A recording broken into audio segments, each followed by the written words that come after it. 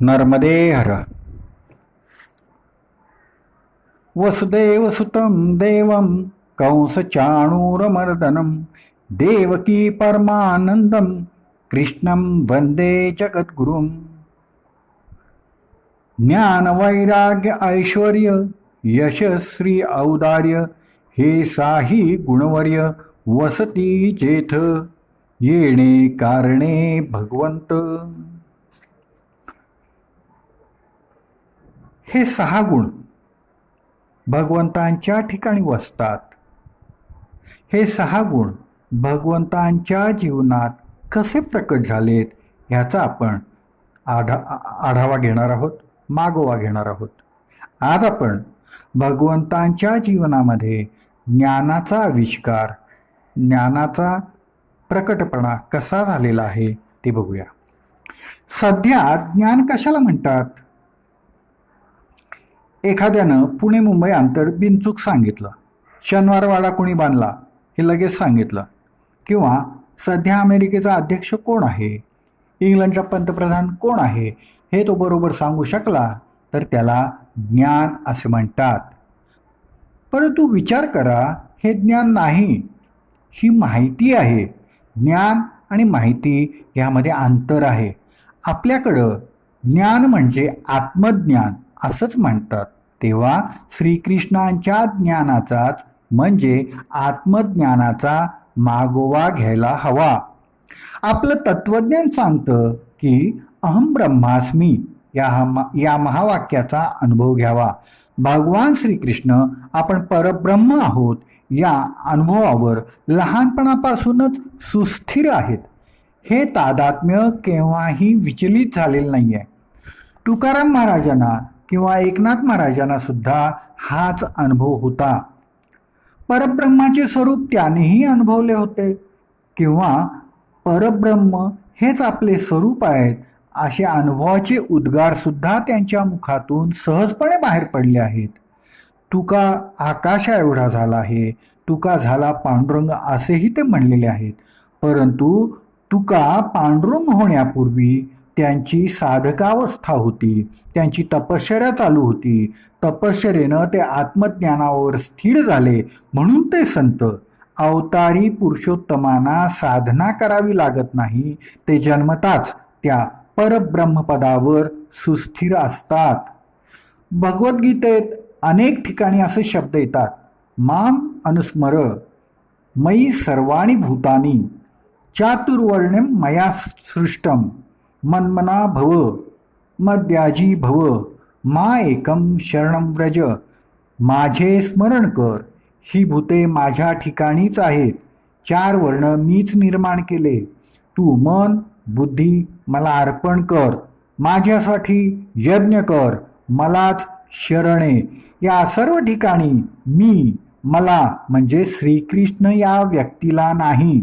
एका विद्वानानं तशी टीका केली आहे. त्या विद्वानानं म्हणलं, श्रीकृष्ण भयंकर अहंकारी आहेत, ते ठिकठिकाणी मला शरणे अशी भाषा वापरतात. याचा अर्थ या विद्वानाला काहीही कळलेलं नाही आहे. मला म्हणजे श्रीकृष्णाला नव्हे. कुणीतरी 150 विद्वान असा अर्थ काढतील याची कल्पना श्रीकृष्णाला होती, म्हणूनच त्यांनी सांगून ठेवलं, अवजानंती माम मूढा मानुषीम तनुमाश्रितम. मला जे कोणी सामान्य प्राकृत मनुष्य समजतात ते मूर्ख आहेत, अडाणी आहेत. याचा अर्थ मी सामान्य मनुष्य या भावनेतून बोलत नाही, मी ईशभावातून हे सारे सांगत आहे. भगवान श्रीकृष्णांचा हा ईशभाव अनेक स्थानी प्रकट झाला आहे. त्यापैकी एक जागा स्पष्ट करूया. श्रीकृष्णाने प्रतिज्ञा केली, मी जर कधीही खोटं बोललो नसेन आणि मी जर ब्रह्मचारी असेन तर हा मृत बालक परीक्षित जिवंत होईल. आणि महर्षी व्यास असं दाखवतात की तो बालक जिवंत झाला. व्यास म्हणजेच विस्तार, विश्वाच्या आदी अंतांना स्पर्श करणारी आणि मानवी हृदयाच्या हृदयस्थानातून केंद्रबिंदूतून जाणारी रेषा म्हणजेच व्यास. जीवनाच्या तत्वज्ञानाची ही कमालीची विशाल रेषा आहे. इतर साऱ्या रेषा या व्यासापुढं, ह्या रेषेपुढं ठिट्या पडतात. भगवान श्रीकृष्णांच्या रूपानं जीवनातील तत्वज्ञानाचा बारकावा व्यास प्रकट करतात. परीक्षित जिवंत झाला असं दाखवून व्यासाने या महाकाव्यातून आपल्याला सत्य आणि असत्य आणि संसार व संन्यास किंवा ब्रह्मचर्य यातील बारकाव्यांचा धर्म प्रकट केला आहे. धर्मराज सत्यवचनी होता, भीष्म सत्यवचनी होते, परंतु त्यांना सत्य फार वरवरचे कळत होते. जसेच्या तसे सांगणे म्हणजे सत्य असं त्यांना वाटायचं.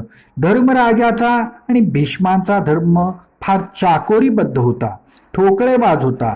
भगवान श्रीकृष्णांचे सांगणंच असं आहे की किम कर्मेती कवयोप्यत्र मोहिता.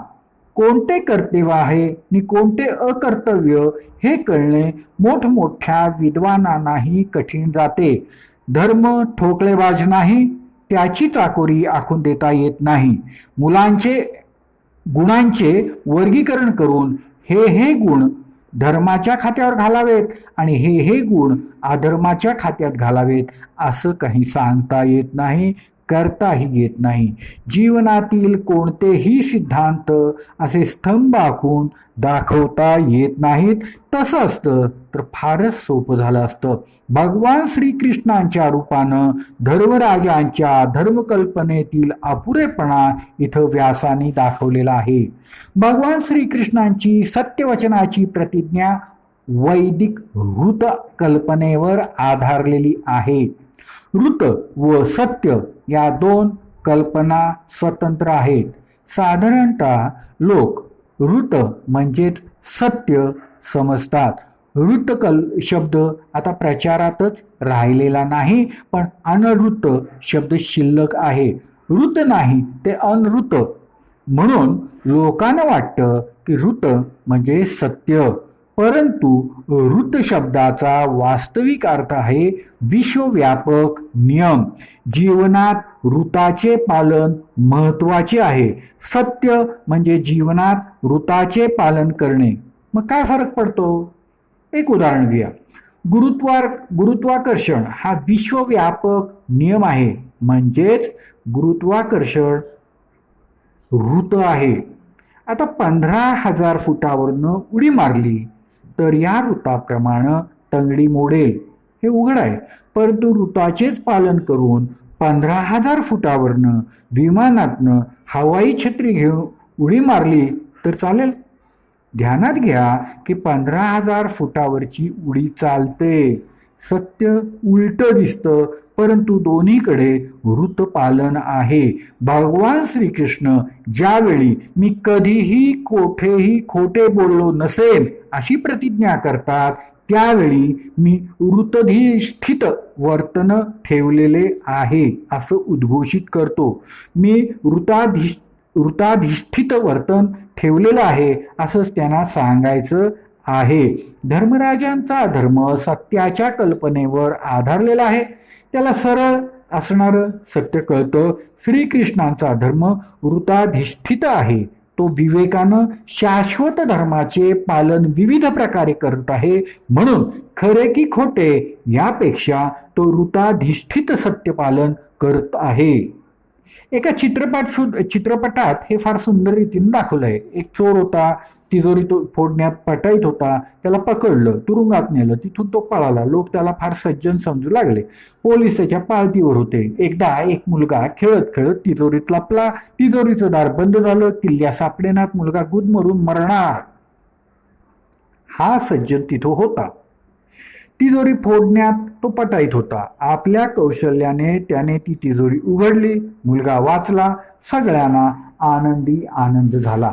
आता सांगा, तिजोरी फोडणं हाच गुन्हा दोनदा झाला आहे. एकदा चोरी करता झाला आणि एकदा मुलाला वाचवण्याकरता झाला. एक कर्म पाप आहे, दुसरं कर्म पुण्य आहे. म्हणून सत्याचा चेहरा भिन्न काळी भिन्न दिसतो. तो मोठमोठ्या विद्वानांना ओळखून येत नाही. श्रीकृष्णांची सत्य प्रतिज्ञा ऋताधिष्ठित आहे. ते ऋत आहे विश्वकल्याण. विश्वाशी तादात्म्य पावलेले ते विश्वात्मक व्यक्तिमत्व आहे. त्यात अहंकाराचा, स्वार्थाचा, विकारवशतेचा कुठेही संबंध नाही. तो आपल्या विश्वात्मक भावापासून कधीही दूर सरकलेला नाही. हे तादात्म्य कधीही भंग पावलेलं नाही. म्हणून खोटं बोलून सुद्धा सत्यवचनी असल्याची त्याची प्रतिज्ञा खरी ठरलेली आहे. नारदाने सत्याची व्याख्या केलेली आहे. यद्भूतहितम अत्यंतम तत्सत्यम मतम मम.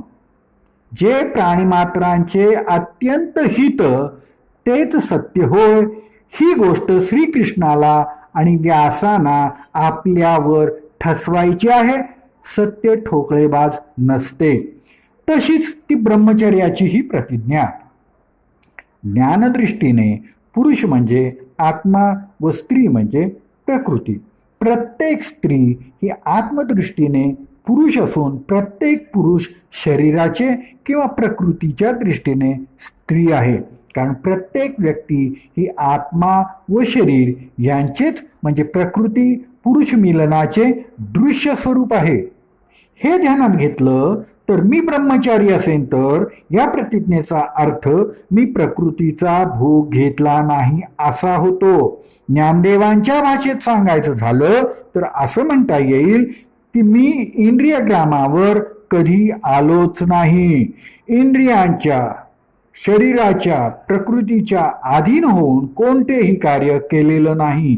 मी नेहमीच आत्मभावावर स्थिर राहिलो. मला इंद्रियांनी कधीही कुठेही खेचून नेलेलं नाही. सारे व्यवहार मी आत्मस्वरूपात स्थिर राहूनच केलेले आहेत. म्हणूनच मी प्रकृती भोगली नाही. म्हणूनच दुसरी प्रतिज्ञा ही खरी ठरते.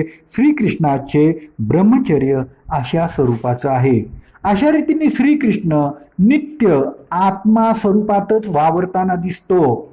श्रीकृष्णांचे ज्ञान म्हणजे आत्मज्ञान असं प्रकट झालेलं दिसेल. आता आपण ज्याला नेहमीच्या भाषेत ज्ञान म्हणतो ते श्रीकृष्णांचे ज्ञानही पाहण्याजोगं आहे. भगवद्गीतेमध्ये भगवान श्रीकृष्णांचे ज्ञान अनेक ठिकाणी अनेक वेळेला प्रकट झालेलं आहे. ते ज्ञान एका बाजूनी ईशभावातून प्रकट झाले आहे तर दुसऱ्या बाजूनी श्रीकृष्णांचे स्वतंत्र तत्वचिंतन, तत्वमनन दाखवणारं आहे. असं नेहमीच म्हणण्यात येतं की सर्वोपनिषदो गावो दोग्धा गोपालनंदन. सर्व उपनिषदे या गायी असून श्रीकृष्णानं त्या गायींचं दोहन केलं तेच गीतारूप दूध होय. पार्थ या वासराच्या निमित्तानं हे दूध जगा एवढे दुभिन्नली श्रीकृष्ण गाय. परंतु ही वस्तुस्थिती आहे काय? ही वस्तुस्थिती नाही. उपनिषदांचे साररूप तत्वज्ञान जसेच्या तसे गीतेत मांडले आहे. यापेक्षा स्वतः श्रीकृष्णाने कोणताही नवीन सिद्धांत मांडलेला नाही अशी वस्तुस्थिती नाही. 10 उपनिषदे प्रसिद्ध आहेत. या 10 उपनिषदातून काही ना काही सिद्धांत श्रीकृष्णाने स्वीकारले आहेत का? तर तसंही नाही आहे. केनोपनिषदाला श्रीकृष्णानं गीतेमध्ये हात लावलेला नाही. एका उपनिषदानं म्हणलं आहे की एक अंड होतं, ते फुटलं, त्यातून हे विश्व निर्माण झालं. अंड फुटण्याची कल्पना गीतेत कुठंही मांडलेली नाही. एका उपनिषदानं 12 मंत्रांमधून ओंकाराचे स्वरूप वर्णन केलं आहे. ओंकाराच्या या मंत्राचे स्वरूप श्रीकृष्णाने गीतेमध्ये जसंच्या तसं स्वीकारलेलं नाही. कठोपनिषदातील काही मंत्रांचे शब्द जसेच्या तसे स्वीकारलेले आहेत. तसे हा तत्वसिद्धांत हा उपनिषदातून घेतला. या उपनिषदातून असे सर्व सिद्धांत उपनिषदातून घेतलेले आहेत असं दिसत नाही. उपनिषदातील सिद्धांत फिरवलेले मात्र दिसू शकतात. उपनिषदातील ऊर्ध्वमूल सांगणारा अश्वत्थ वृक्ष हा ब्रह्माचं वर्णन करणार आहे, तर भगवान श्रीकृष्णाने गीतेमध्ये अश्वत्थ प्रपंचाचं रूपक दर्शवलेलं आहे. उपनिषदामध्ये भगवान श्रीकृष्ण काय नवीन सांगतात हेही अभ्यास करण्याजोगं आहे. आपल्याला असं दिसेल की प्रकृतीचे तत्वज्ञान श्रीकृष्णाने नीटनेटके व प्रभावी रीतीनं मांडलेलं आहे. उपनिषदामध्ये प्रकृती त्रिगुणात्मक आहे असा विचार आला आहे, परंतु तिचे स्वरूप, तिचा विस्तार, तिची मांडणी, तिचे सामर्थ्य हे गीतेत भगवान श्रीकृष्णाने उपनिषदाप्रमाणे दाखवलेलं नाही. प्रकृतीस्त्वाम नियोक्षती, तुला प्रकृती हे करायला भाग पाडेल असं प्रकृतीचे सामर्थ्य उपनिषदाने दाखवलेलं नाही. प्रकृतीची मांडणी म्हणजे विश्वरचना आणि विश्वाची उभारणी, संहारणी उपनिषदात नीटनेटकी आलेली नाही. हे गीतेमध्ये श्रीकृष्णाने आपल्या स्वतंत्र चिंतनामधूनच दाखवलेलं आहे. भगवद्गीतेतील सर्वात मोठ्यातला मोठा सिद्धांत गीतेनं ठामपणे, जोरदारपणे आणि अत्यंत आश्वासक रीतीनं मांडला आहे आणि तो म्हणजे अवतार सिद्धांत. हा अवतार सिद्धांत उपनिषदात कुठंही दिसत नाही. ज्या ज्या वेळी धर्माला ग्लानी येते त्या त्यावेळी मी जन्म घेतो, मी संत सज्जनांचं रक्षण करतो, हे विश्व वाऱ्यावर सोडलेलं नाही. स्वतः परमात्म्याला या विश्वकार्यात रस आहे. दोरी व सर्प असे जर परब्रह्माचे व विश्वाचे नाते असेल तर दोरीला काल्पनिक सर्प बनवण्यात काय स्वारस्य वाटेल. उपनिषदामधला हा अवतार सिद्धांत आलेला नाही आणि उपनिषदांच्या बाहेर गीतेला नवे काही सांगून द्यायचं नाही या कल्पनेमुळे काही भाष्यकारांनी गीतेचेच पंख कातरलेले आहेत. भगवान श्रीकृष्ण सुद्धा मी काही नवे सांगत आहे याची जाणीव ठेवूनच बोलतात. उदाहरणार्थ, विश्वरूप दर्शन पूर्वी कधीही कोणीही कसेही पाहिलेलं नाही. यज्ञानं, तपानं, वेदांच्या अभ्यासानंही असं विश्वरूप पाहण्यास मिळत नाही. म्हणजेच हा अपूर्व सिद्धांत आहे.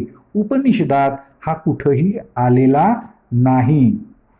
आणखीन एका सिद्धांताचा विस्तार गीतेमध्ये केलेला आहे. त्याचा तो स्वतंत्र विचारच करायला हवा. भगवद्गीतेपूर्वी ज्ञानमार्ग आणि कर्ममार्ग असे दोन स्वतंत्र मार्ग होते. ज्ञानमार्ग हा आत्मज्ञानाचा संन्यास मार्ग होता. आत्मा निष्क्रिय शांत राहतो. तसे आपण सर्व कर्म संन्यास करून राहणे हे या मार्गाला अभिप्रेत होते.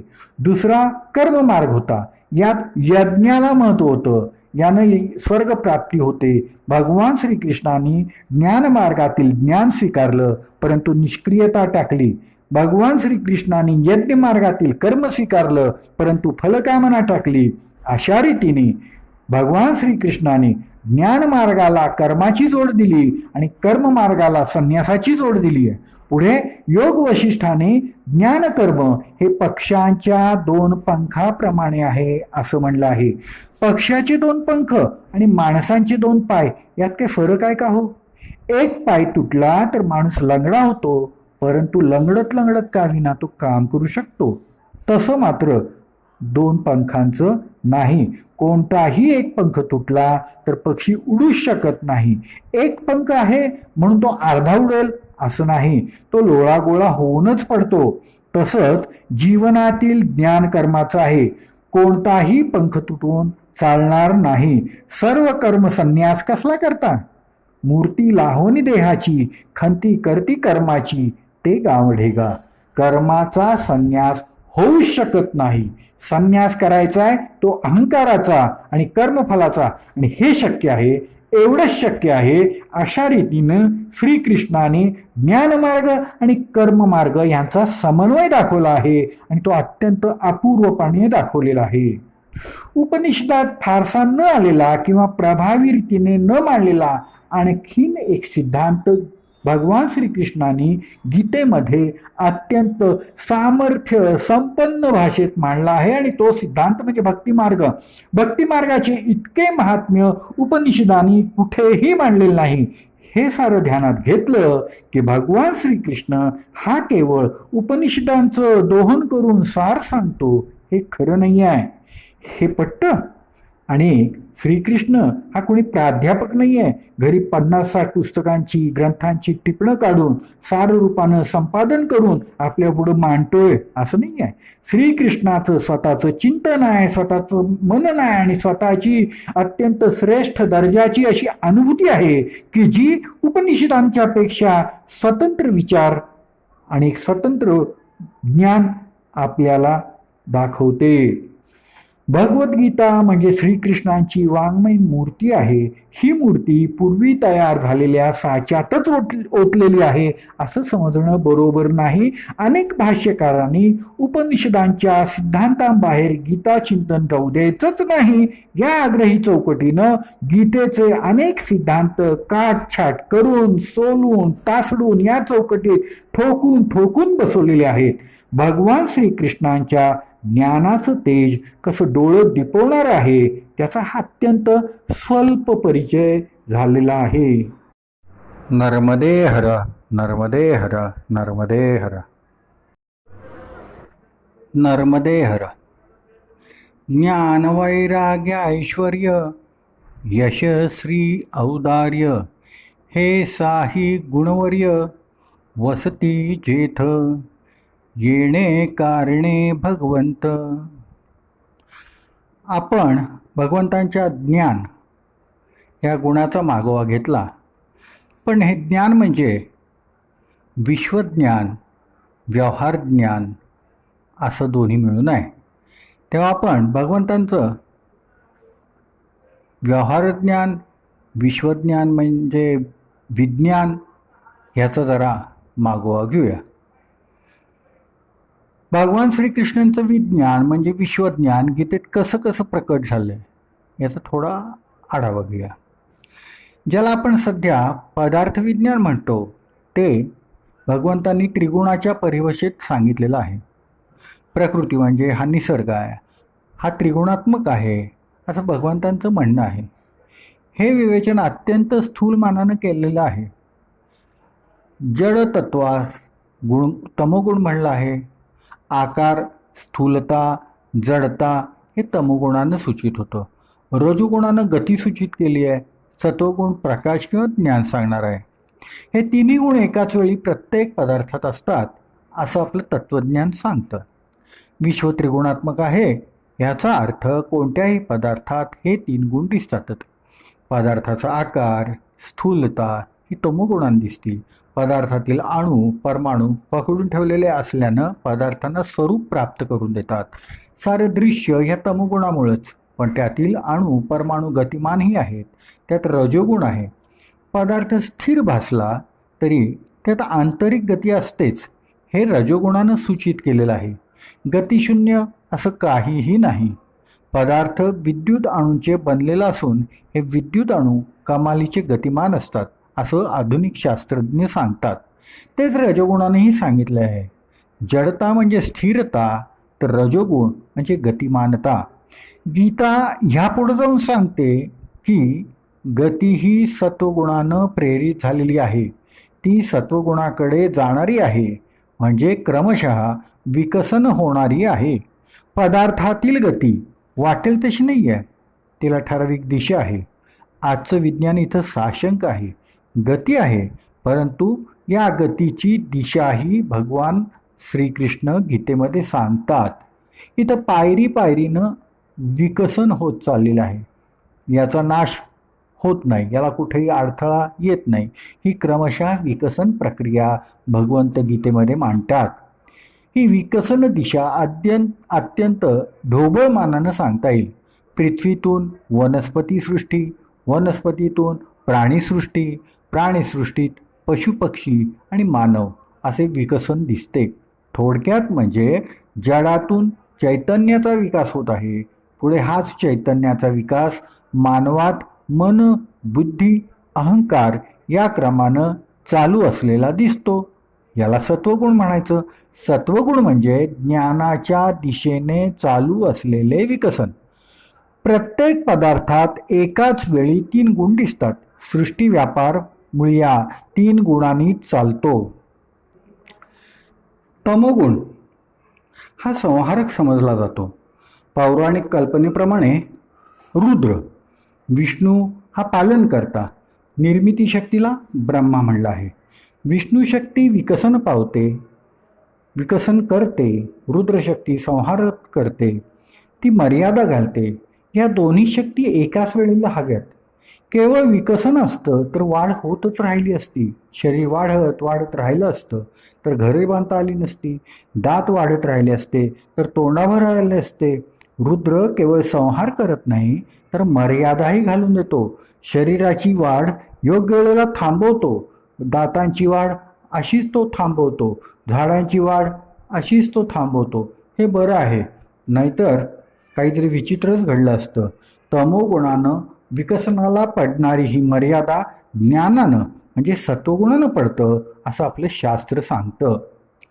भगवंत सांगतात की हे सृष्टी, हे त्रिगुण पृथ्वी, आप, तेज, वायू, आकाश, मन, बुद्धी, अहंकार या अष्टधा प्रकृतीत दिसतात. पदार्थ विज्ञानातून मानसशास्त्रात प्रवेश आपण केलेला आहे. भगवंतांनी गीतेत हा प्रवेश करून दाखवून दोघांचं नातच दाखवलेलं आहे. गीता म्हणते काम एष क्रोध एष रजोगुण समद्भव. काम क्रोध ही रजोगुणाची निर्मिती आहे. गीतेनं जी अपरा प्रकृती म्हणली आहे ती पंचमहाभूते व मन, बुद्धी, अहंकार अशी अष्टधा आहे. विशेष असं की आपलं सारं शिक्षण या अष्टधा प्रकृतीतच आहे. पृथ्वी म्हणजे सारं पदार्थ विज्ञान किंवा भूगोलाला, आप म्हणजे जलविज्ञान, तेज म्हणजे विद्युत विज्ञान, वायू म्हणजे सारं गतिविज्ञान आलं, आकाश म्हणजे संगीत किंवा ध्वनिविज्ञान आलं, मन म्हणजे सारं साहित्य आलं, बुद्धी म्हणजे गणित किंवा संशोधन आलं आणि अहंकार म्हणजे सारं राजकारण आलं. आपलं पहिलीपासनं PhD पर्यंत सर्व ज्ञान ह्या अष्टधा प्रकृतीतच समाविष्ट होतं. विशेष असं की भगवान श्रीकृष्णाने यावर शेरा मारला आहे. मोघाशा मोघ कर्माणो मोघ ज्ञाना विचेतसहा राक्षसी आसुरी चैव प्रकृती मोहिनी श्रुतः. जे या मोहिनी प्रकृतीचा आश्रय घेतात त्यांची आशा, ज्ञान, कर्म सारं काही व्यर्थ जातं. आपण या शेराचा विचार करायला हवा. प्रकृती मोहिनी आहे म्हणजेच काय आहे, ती सुंदर आहे, मोहक आहे. साहित्य, कला, संशोधन, राजकारण ही सारी क्षेत्रे मोहक आहेत. त्यातच साऱ्या मानवजातीचं जीवन अडकून पडलं आहे. या पलीकडं काही आहे याची कल्पनाही आपल्याला नाही आहे. या अपरा प्रकृतीच्या परिघातच अडकून पडलेल्या मानवांची निराशा होणारच.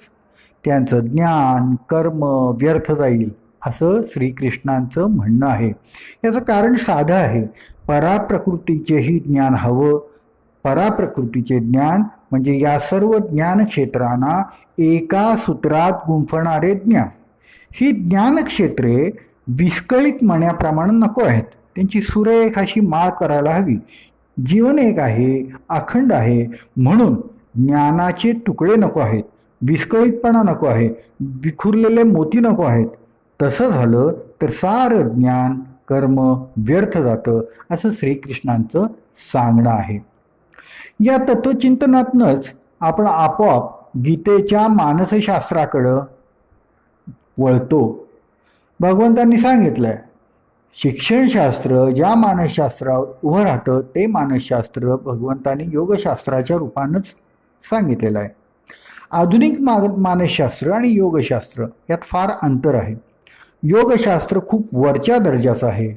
परिणामतः भगवंतांनी सांगितलेलं शिक्षणशास्त्र ही आधुनिक शिक्षणशास्त्रापेक्षा फार फार श्रेष्ठ दर्जाचं होतं याची कल्पना येईल. आणि हे सिद्ध करण्याकरता एक छोटंसं उदाहरण पुरेसं आहे. आम्हाला शाळेतनं, महाविद्यालयातनं शिकवण्यात आलं की कामाचं उदात्तीकरण क्रीडेतून होतं किंवा नवनिर्मितीतून होतं.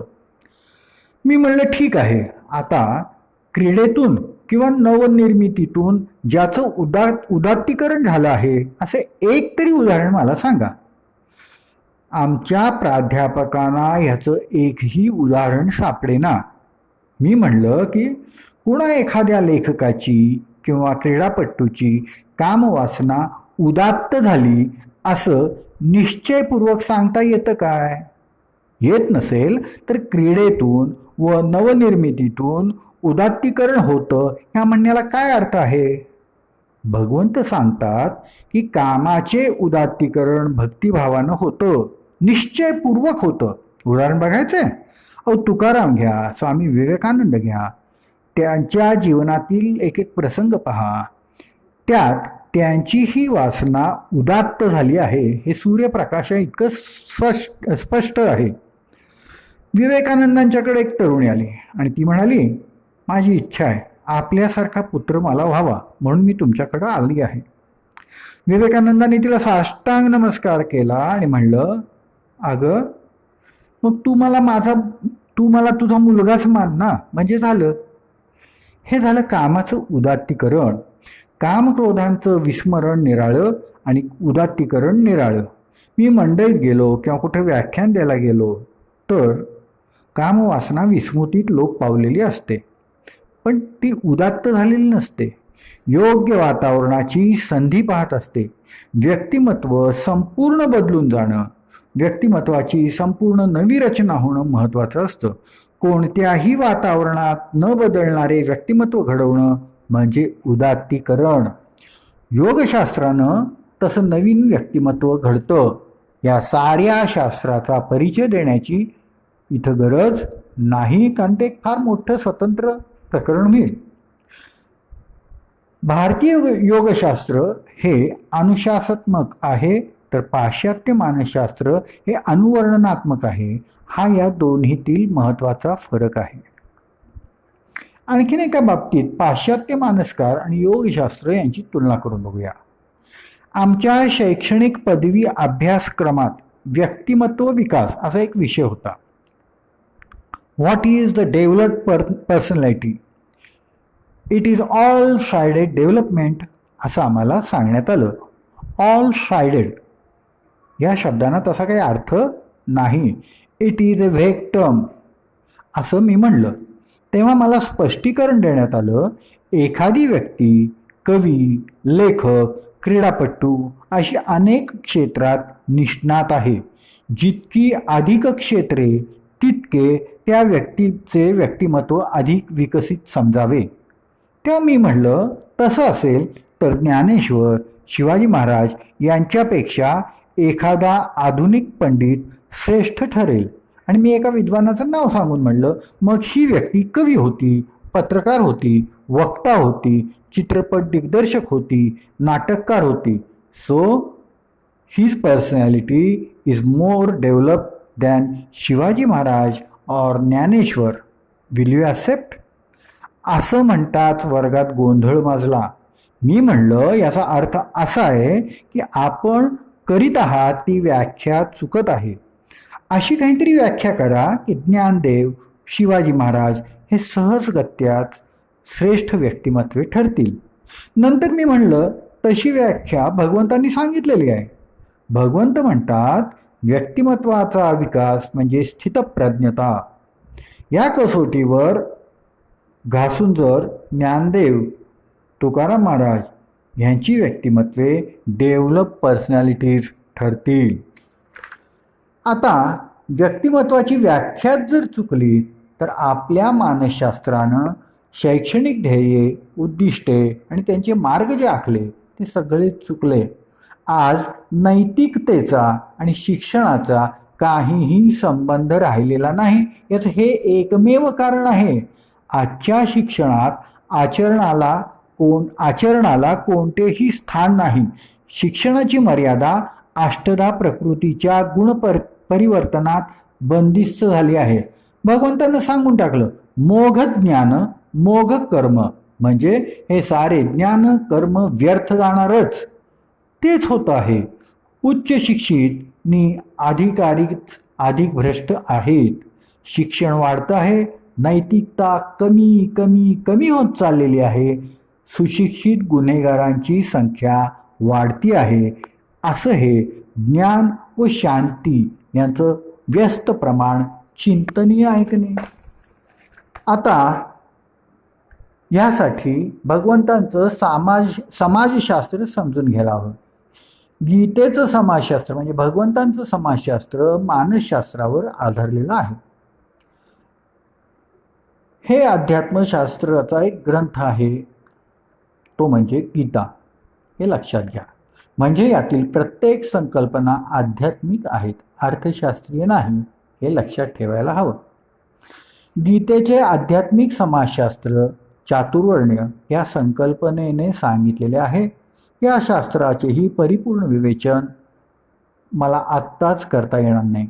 मी केवळ अत्यंत स्थूल रूपरेषा मात्र सांगून टाकतो, म्हणजे या आध्यात्मिक समाजशास्त्राची किंचित कल्पना येऊ शकेल.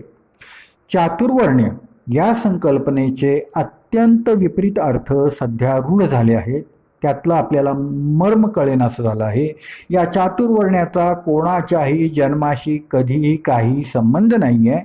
आध्यात्मिक शास्त्र नेहमीच सांगत आलं आहे की तू म्हणजे तुझं शरीर नव्हे, तुझा आत्मा किंवा अहंभाव म्हणजे तू. या अहंकाराचे म्हणजेच इगोचे 4 वर्ण स्थूल मानाने पडतात.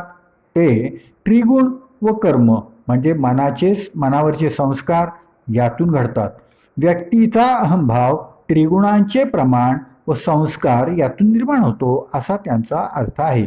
यातूनच समाजाचे आध्यात्मिक विकसन सूचित केलेले आहे. सर्वात खालची पायरी आहे अज्ञानजन्य निरहंकारिता. अज्ञानामुळं अहंभाव निर्माण झालेला नाही. अहंभाव म्हणजे व्यक्तिमत्वाचा जन्म. मी दुसऱ्यापेक्षा वेगळा आहे याची जाणीव ही सर्वात खालच्या पायरीवर जन्मलेली नसते. या अवस्थेतील समाज जातीगुणांनी युक्त असतो. सर्व सिंहाचे स्वभाव सारखेच आहेत, मग ते सिंह आपल्या देशातले असू देत, परदेशातले असू देत. कोणताही हत्ती मांसाहार करत नाही, कुठल्याही देशातला, कुठल्याही प्रांतातला असू दे. कावळ्यांची आणि चिमण्यांची घरटी ओळखून येतात. इथं जाती वैशिष्ट्य तेच व्यक्ती वैशिष्ट्य असतं, त्याने शूद्र म्हणलं आहे. याच्या पुढील पायरी म्हणजे व्यक्ती वैशिष्ट्याचा जन्म, त्यानं वैश्य म्हणतात. हे व्यापारीच नव्हेत, परंतु व्यापारी मनोवृत्तीचे ते असतात. यांना स्वतःचा अहंभाव पोसायचा असतो. हे प्रत्येक कर्म अहंकार परिपुष्ट व्हावा म्हणूनच करतील. माझा काय फायदा हीच त्यांची भाषा असते. ते अत्याचार करतील आणि दानही करतील. मीला मान्यता मिळावी हेच त्यांच्या मनामध्ये फक्त असतं. यानंतरची पायरी म्हणजे व्यापक अहंकार, यांना क्षत्रिय म्हणलं आहे. सामाजिक व राष्ट्रीय अहंकार हा यातूनच जन्मतो. समाजहित पाहणारे हे सारे व्यापक अहंकार म्हणजे क्षात्रवृत्तीचे असतात. या वृत्तीने समाज राष्ट्र उभे राहते. यातून परंपरा संस्कृती उभी राहते. संस्कृतीचा परंपरेचा अभिमान राष्ट्रभक्ती यांचा जन्म ही क्षात्रवृत्ती आहे. यात व्यक्तीच्या अंतःकरणात कमालीचा पीळ जन्मलेला असतो, पण तो स्वतः एकट्यासाठी नसतो. ही व्यक्ती राष्ट्रीय अहंकाराचे प्रतिनिधित्व करते. याच्यावरची पायरी म्हणजे ज्ञानपूर्ण निरहंकार ही होय. ज्ञानामुळे अहंकाराचा लोप झालेला आहे अशी स्थिती. शुद्ध ज्ञानोपासना हे उद्दिष्ट. जीवन निरपेक्ष ज्ञानोपासना या व्यक्ती करतात. अशी शुद्ध ज्ञानोपासना करताना स्वतःचे व्यक्तिमत्व म्हणजे स्वतःच्या आवडीनिवडी विकार हे सगळे विसरायला लागतात. सारे ज्ञानोपासक असेच असतात. आपल्याला असं आढळेल की या पायऱ्या सर्व जगात सापडतील. याच पायऱ्यांनी सामाजिक विकसन होते. आधी अहंभाव निर्माण होतो, मग त्याला व्यापक अहंकाराकडे न्यायला लागतं, मग राष्ट्रीय अहंकार व्यक्तीत निर्माण करणं हे फार मोठं कार्य नेत्यांना करायचं असतं. यानंतरची शुद्ध ज्ञानोपासकांचा वर्ग निर्माण करायला हवा. अशी स्थूल मानानं 4 वर्णांची रचना आहे. उपनिषदात चातुर्वर्ण्यांची वैशिष्ट्ये आणखी एका पद्धतीनं मांडलेली आहेत. तेही ध्यानात ठेवलं तर आपलं जीवन याच 4 वर्णात विभागलेलं आहे असं लक्षात येईल. ज्ञानदेवाने म्हणलं आहे की एकुची चतुर्धा फाकले. एकाच जीवनाची ही 4 प्रकारे विभागणी होते. याचा अर्थ नीट लक्षात घ्या. प्रथमतः ब्रह्म हे एकटेच होते, त्यामुळे ते प्रभावी झाले नाही. म्हणून त्यांनी क्षत्रिय निर्माण केले, तरी ते ब्रह्म प्रभावी झाले नाही, म्हणून त्यांनी वैश्य निर्माण केले. हे संघ करून राहणारे आहेत, तरीही ते प्रभावी होईना, म्हणून त्यांनी क्षुद्र निर्माण केले. हा पोषण करणारा वर्ग आहे, इतके करूनही ते प्रभावी झाले नाही ब्रह्म, म्हणून त्याने धर्म निर्माण केला. हा राजांचा राजा होय, धर्माहून श्रेष्ठ कुणीही नाही. याचा नीट अर्थ घ्यावा. क्षात्र म्हणजे एकटेपणा, स्वतंत्र व्यक्तिमत्व, ते ह्या परमात्म्याचे एक सामर्थ्य होय.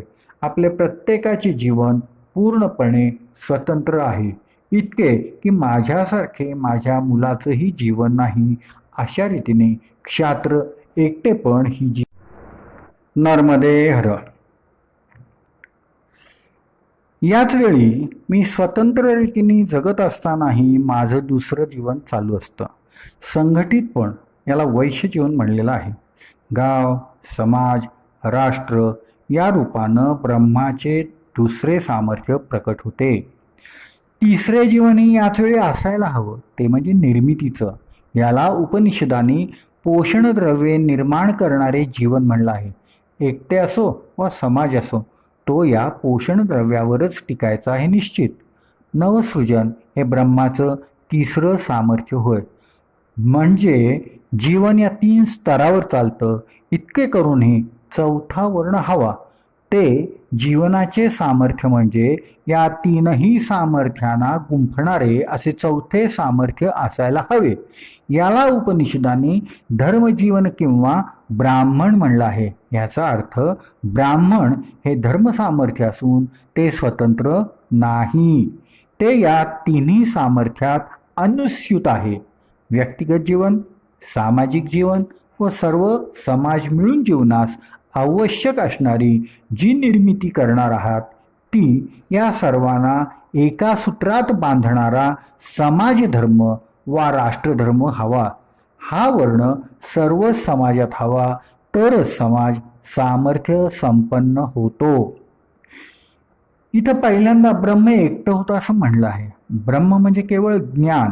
हे ज्ञान व्यक्तिगत जीवन, सामाजिक जीवन, नवसृजन व या सर्वांना सुसूत्र रीतीनं बांधणारं आंतरिक धर्मजीवन या 4 रीतीनं प्रकट झालं तरच प्रभावी म्हणजे सामर्थ्य संपन्न होतं. यातील धर्मजीवन हे सर्वश्रेष्ठ होय असं उपनिषदानं म्हणजे भगवंतानं उद्घोषित केलेलं आहे. यावरनं चातुर्वर्ण ही संकल्पना आज समाज मानतो त्यापेक्षा पूर्णपणे भिन्न होती याची कल्पना येईल. भगवंतांचं गीतेमध्ये सांगितलेलं समाजशास्त्र या चातुर्वर्ण्याच्या वर आधारलेलं आहे. ती आध्यात्मिक संकल्पना आहे. गीतेनं चातुर्वर्ण्याची उपनिषदातील संकल्पना बदलली आहे हेही तुमच्या लक्षात येईल. उपनिषदात क्षत्रिय हा सामाजिक अहंकार आहे. उपनिषदातील वैश्य म्हणजे गणशा राहणारे जीवन होय. संघ पद्धतीचे जीवन म्हणजे वैश्य होय. गीतेतील वैश्य जीवन शरीरात, इंद्रियात रमणारे जीवन आहे. कृषी, गोरक्ष, वाणिज्य यातील क्षेत्र म्हणजे शरीर होय. कृषी म्हणजेच शरीराचीच काळजी घेणं. गो म्हणजे इंद्रिय यांचं पालन पोषण करणं म्हणजे शरीर केंद्रित अहंभाव हे वैश्याचे वैशिष्ट्य आहे.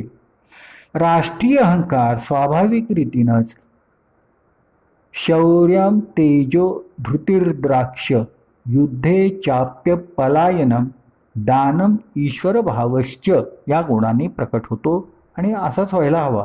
हेच गुण व्यक्तीत निर्माण करण्याचा प्रयत्न करणं म्हणजे राष्ट्र निर्मिती होय. तर व्यक्तिगत जीवन शमोदमस्तप शौचम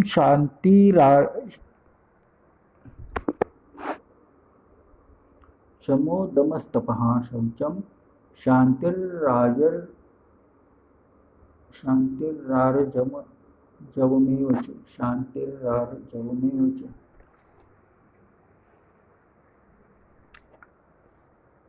तर व्यक्तिगत जीवन शमोदमस्तपः शौचम शांतिरार्जवमेव च ज्ञानम विज्ञानम आस्तिक्यम या गुणांनी युक्त हवं. हेही गुण निर्माण करावे लागतात. व्यक्तीचा आदर्श ब्राह्मण, याचा अर्थ ती शमोदमा तपहा या गुणांनी युक्त हवी. परंतु समाजाचा व राष्ट्राचा आदर्श क्षत्रिय आहे. राष्ट्र शौर्य तेजो धृती इत्यादी गुणांनी युक्त हवं. महाभारत स्वच्छ सांगतं की व्यक्ती क्षात्र गुणांनी युक्त झाली व समाज ब्राह्मण गुणांनी युक्त झाला तर दोन्ही नाश पावतात. राष्ट्राचा आदर्श क्षत्रियच आहे, ब्राह्मण नाही. व्यक्ती आणि समाज ही दोन स्वतंत्र व्यक्तिमत्वे असतात. सामाजिक मन स्वतंत्र असते असं मानसशास्त्र सांगते. म्हणून व्यक्तीचा आदर्श व समाजाचा आदर्श भिन्न ठेवून व्यक्तीला या दोन भिन्न पातळीवरील जीवन जगण्याची शिकवण देणं हे अत्यंत अवघड कार्य शिक्षणशास्त्रास करावयाचं आहे. आधुनिक समाजशास्त्रास ही शैक्षणिक दृष्टी येण्याची नितांत आवश्यकता आहे. चातुर्वर्ण्य ही अहंकाराची विकसन प्रक्रिया आहे. ही मानसशास्त्रीय प्रक्रिया आहे. तिचा आपण अर्थशास्त्रीय दृष्टिकोनातून विचार करू नये. परंतु करायचाच झाला तर तोही एका वेगळ्या पातळीवरनं करणं शक्य आहे. ध्यानात घ्या की समाजाच्या 3 शक्ती असतात. ज्ञानशक्ती, शस्त्र वा शासनशक्ती व तिसरी धनशक्ती. ह्या शक्ती एकत्र येऊ नयेत, पण त्या एकमेकाला पूरक मात्र हव्यात. अशा तऱ्हेची कोणतीही समाजरचना करा ती उत्कृष्ट होईल. आपणास हेही लक्षात येईल की आज धनशक्तीच शासन करीत आहे. परिणाम काय? ज्ञानशक्ती अल्पमतात पडली आहे. ज्ञानशक्तीला कोणी विचारत नाही. त्याचा परिणाम उघड आहे. जुन्या काळात ज्ञानशक्तीला धन दुर्बल ठेवलं होतं. कोणी एक दरिद्री ब्राह्मण होता अशीच गोष्ट सुरू होई. श्रीमंत ब्राह्मण नसायचाच. ज्ञानोपासकाला धनशक्ती दिलीच नाहीये. सन्मान होता, परंतु त्यांनी हातच पसरावा अशीच अपेक्षा होती. उलट शासन सक्तीनं ज्ञानोपासकांना उच्चासन द्यावं, उठून उभं राहावं, परंतु दान द्यावं. शासनानं ज्ञानापुढं वाकावं. अशा या 3 शक्ती कुठे शक्तिशाली व कुठे दुर्बल अशा ठेवल्या होत्या.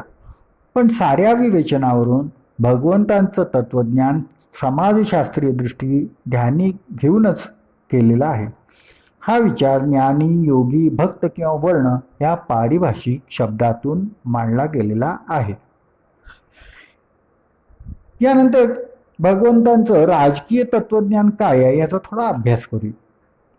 राजकारण निराळं आणि राजकीय तत्वज्ञान निराळं.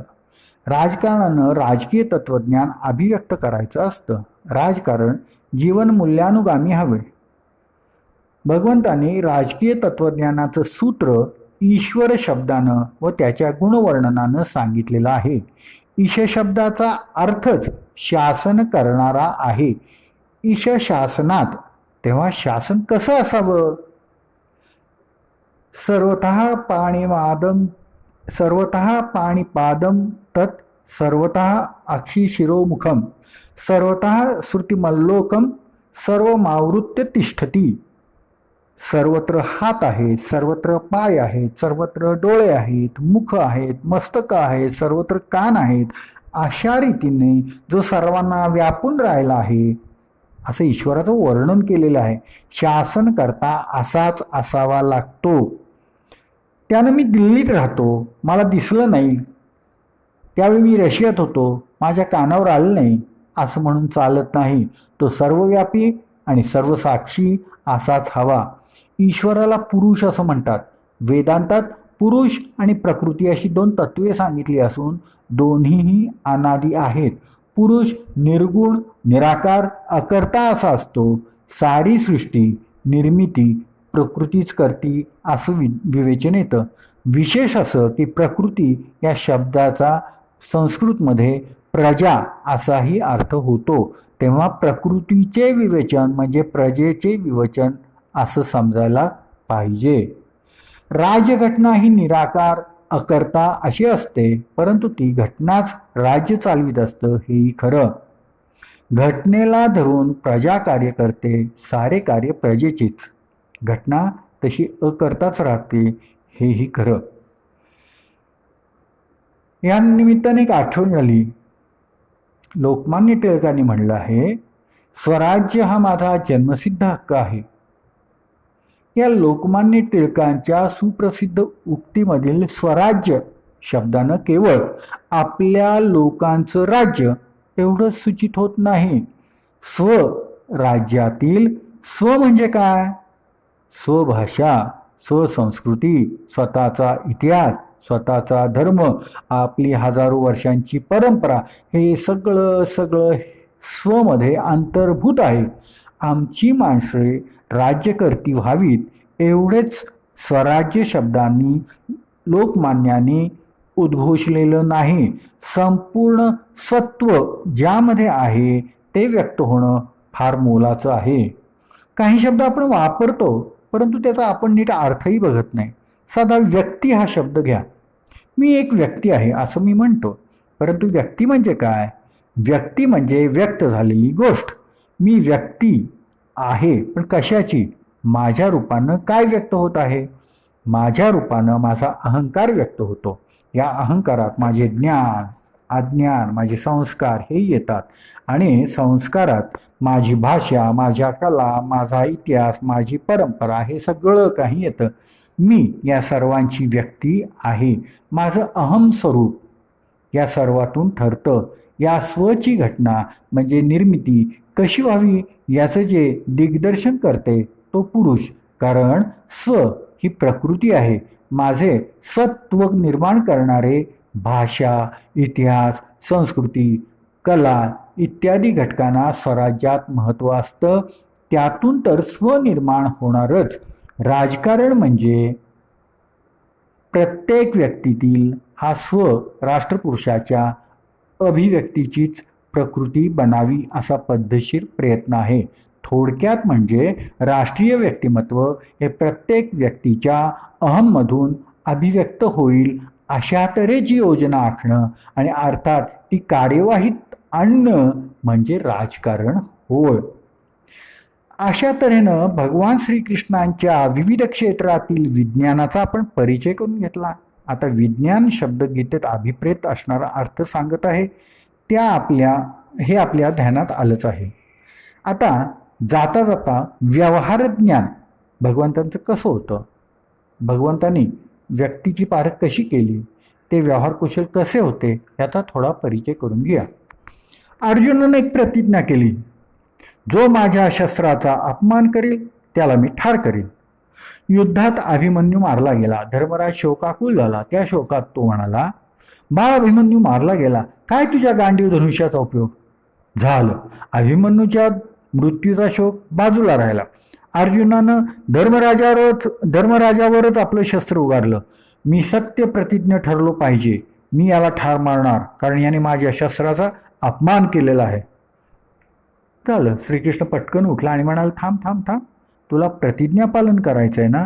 एक नीती आहे, आपल्यापेक्षा वडीलधाऱ्या कोणत्याही व्यक्तीचा अरे तुरे असा उल्लेख करणं म्हणजे त्याला ठार करणंच होय. तू धर्मराजाची निंदा कर म्हणजे ते ठार मारण्यासारखंच आहे. झालं. अर्जुनानं त्याप्रमाणे धर्मराजाची निर्वत्सना केली. प्रतिज्ञा पालन तर झालं, पण अर्जुन मात्र एवढा नम्र, एवढा सरळ मनाचा की त्याला मर्यादा सोडून वडील बंधूंचा अपमान केला. म्हणून तो म्हणाला, मी आता आत्महत्या करतो, मला लाज वाटते, मी माझ्या मोठ्या बंधूंना मारलं आहे. श्रीकृष्णानं म्हणलं, थांब थांब थांब, तुला न मरता आत्महत्या कशी करता येतं याचंही मार्गदर्शन करतो. बाबा रे, आत्मस्तुती करणं हे आत्महत्या करण्यासारखंच आहे. मग अर्जुनानं आत्मस्तुती करून आपली तीही प्रतिज्ञा पूर्ण केली. लक्षात घ्या, प्रतिज्ञा पालनाच्या ठोकळेबाज विचारानं अर्जुनानं धर्मराजाला ठारच केलं असतं, तर त्याच्या विनम्र स्वभावानं त्यानं आत्महत्या केली असती. जे कौरवांना प्रत्यक्ष रणांगणावर पराक्रमानं जमणं शक्यच नव्हतं ते अर्जुनानं आपल्या हातानंच ओढून घेतलं असतं. इथं युद्धाचा निर्णय लागला असता लगेच. सारी धर्मसंस्थापना बाजूला राहिली असती. सज्जनांचं धर्मपालन कित्येक वेळा आत्मघातक ठरतं आणि त्यात ही दुर्जनांचं फावतं. त्यामुळंच श्रीकृष्णानं हे कधी करून दिलं नाही. धर्मराजांची धर्मकल्पना अशीच दगडी होती. वाकडे वळण घेणे, लवचिकपणा त्याला अजिबात ठाऊक नव्हता. श्रीकृष्णानं त्यालाही खोटं बोलायला भाग पाडलं. म्हणतो नरोवा कुंजरोवा चालेल, पण जरा मोठ्यांदा म्हण. अश्वत्थामा हता असं म्हणतात की धर्मराजाचा रथ भूमीवर टेकत नव्हता, तो 4 बोटं वरनच दौडत असे. ही वस्तुस्थितीच आहे. ह्या धर्मकल्पना अशा हवेतून जात होत्या, त्या आता व्यवहाराच्या भूमीवर आल्या. परंतु लक्षात ठेवलं पाहिजे की धर्मराज जर या प्रसंगी खोटे बोलला नसता तर त्याचा रथ जमिनीखाली 4 हात गाडला गेला असता. आपल्या धर्मकल्पनाही विक्षिप्त असून चालत नाही. शेवटी कंटकांचे निर्दालन झालं पाहिजे, दुष्ट प्रवृत्ती नष्ट झाल्या पाहिजेत, साधूंचे परित्राण झालं पाहिजे, सज्जन टिकले पाहिजेत. आपल्या धर्मपालनाने सज्जनांचाच जर संहार होत असेल आणि दुर्जनांना मोकळं रान सापडत असेल, तो धर्म नाही. श्रीकृष्णाचं ध्येय धोरण साधं सरळ होतं. सज्जनांचे रक्षण, सज्जनच विजयी व्हावेत. यासाठी श्रीकृष्णाने आपल्या प्रतिज्ञेला महत्त्व दिलं नाही. न धरी शस्त्र करी मी असे म्हणाला होता, परंतु भीष्माचार्यांच्यावर सुदर्शन चक्र घेऊन ते धावून गेले, प्रतिज्ञा भंग केली. भीष्माने प्रतिज्ञा केली होती ब्रह्मचारी राहण्याची. दोन्ही बंधू पुत्रहीन गेले. राज्य सिंहासनावर आता कोण बसणार? भीष्माच्या आईनं म्हणले, मी तुला माझ्या प्रतिज्ञेतनं मुक्त करते, नाहीतरी तू माझ्याकरताच प्रतिज्ञा केलेली होतीस. तू विवाह कर आणि आता राज्यकारभाराचा स्वीकार कर. भीष्माने तर मानलं नाही, आपली प्रतिज्ञा महत्वाची मानली. या प्रतिज्ञा पालनानेच पर्यायाने कुरुकुलाचा नाश ओढवला आहे. भीष्मानी स्वतःची प्रतिमा जपली आहे. स्वतःच्या प्रतिमेला जपतात ते अहंकारी असतात. सावरकरांनी एका ठिकाणी फार मोलाचे उद्गार काढले आहेत. सर्वात मोठा कोणता त्याग असेल तर तो कीर्तीचाही त्याग होय. ही फार मोठी गोष्ट आहे. याला अपरंपार ध्येय लागतं. समाज मला मोठा मानतो, महात्मा मानतो, सज्जन मानतो, नेता मानतो. याही गोष्टींचा त्याग करून वरम जनहितम ध्येयम न केवला जनष्टी असं म्हणणं सोपं नाही. स्वतः सावरकरांनी आपल्या कीर्तीवर स्वतःच्याच हाताने निखारा ठेवला, परंतु लोकहितच साधलं. कितीतरी महात्म्यांनी आपले महात्मे पण जपले आणि राष्ट्रांचे तुकडे करून दिले, रक्ताच्या नद्या वाहिल्या. आपल्या प्रतिमेला जपणारी माणसं अहंकारी असतात. मी अमक्या अमक्या गुणांचाच पाठपुरावा करीन हाही आग्रह भगवान श्रीकृष्णाने ठेवलेला नाही. श्रीकृष्णाने आपली कोणतीही निश्चित प्रतिमा निर्माण केलेली नाही. त्याने स्वतःच्या प्रतिमेला जपलंच नाही आहे. तो अहंशून्य बनून गेलेला होता, म्हणूनच तो निराकार होता. श्रीकृष्णांची कोणतीही आग्रही मूर्ती नाही. मी असा आहे, मी असाच आहे असं तो कुठंही कधीही म्हणत नाही. त्याच्याबद्दल असं म्हणताच येत नाही. तो अहंशून्य आहे, प्रतिमाशून्य आहे, म्हणूनच महात्मा आहे. म्हणूनच भीष्मासारखी माणसं वयोवृद्ध असून सुद्धा श्रीकृष्णाला आशीर्वाद देतात, परंतु वंदनीय मानतात. इतके की श्रीकृष्णाचा निर्णय बिनतक्रार मानतात. भीष्माने प्रतिज्ञा केली, मी उद्या पांडवांना भूमीवर जिवंत ठेवणार नाही किंवा स्वतः तरी रणशय्या करीन. श्रीकृष्णाने ही प्रतिज्ञा ऐकली आणि ते रात्रीच्या वेळी द्रौपदीला घेऊन भीष्मांच्याकडे गेले. भीष्म ध्यानस्थ होते. द्रौपदीनं नमस्कार केला. कुणीतरी सुवासिनी नमस्कार करीत आहे म्हणून मिटल्या डोळ्यांनीच भीष्माने सौभाग्यवती भव असा आशीर्वाद दिला. द्रौपदी खुदकन हसली आणि म्हणाली, मग आपल्या प्रतिज्ञेचं काय? भीष्माने खाडकन डोळे उघडले, समजले आणि म्हणाले, ही युक्ती कुणाची? त्या कृष्णाचीच ना, कुठं आहे तो? मग कृष्ण पुढे आले. भीष्माने म्हणले, तुझ्या इच्छेप्रमाणेच होईल. श्रीकृष्णाने भीष्मांना सरळ त्यांच्या मृत्यूचा मार्गच विचारला. आणि विशेष असं की भीष्माने तो त्याला सांगितला. भीष्म स्वतः महापुरुष होते, परंतु श्रीकृष्णांना मानत होते. याचं कारण काय? तर श्रीकृष्णाचं व्यक्तिमत्व शून्य व्यक्तिमत्व हेच कारण आहे. श्रीकृष्णाचं निरहंकारी व्यक्तिमत्व म्हणून ते परमात्मा आहेत, निराकार आहेत, व्यापक आहेत. त्याला स्वतःला काहीही मिळवायचं नव्हतं. ते निर्लेप आहेत. कोण कसा आहे हे ओळखण्याची क्षमता कृष्णामध्ये अप्रतिम आहे. नर्मदे हर.